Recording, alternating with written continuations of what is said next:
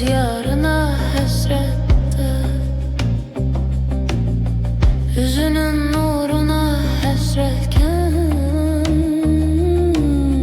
beni koydun yine zulmette.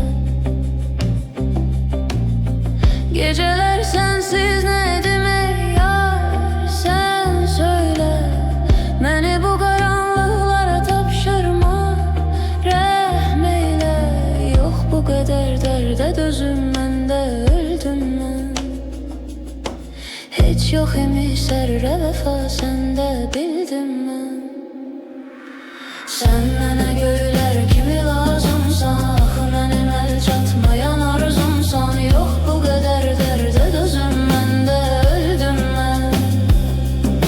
Sen bana göyler kimi lazımsan, ah benim el çatmayan arzumsan. Yok bu kadar derde dözüm, ben de öldüm ben.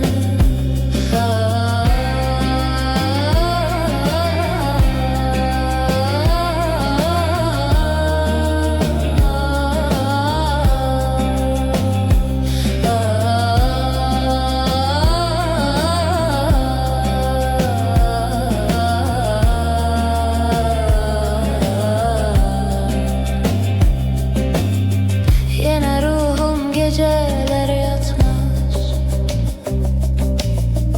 o seni terk elemez, atmaz.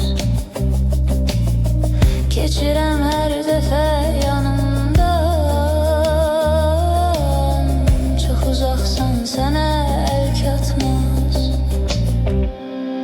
Sen bana göyler kimi lazımsan, ah benim el çatmayan arzumsan. Yok bu kadar derde dözüm, ben de öldüm ben.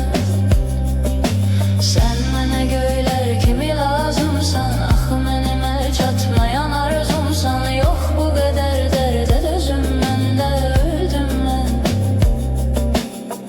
Yola diktim yine gözlerimi, yine bir gün geleceksen sen. Oku mektuptaki sözlerimi, ne derdin bileceksen.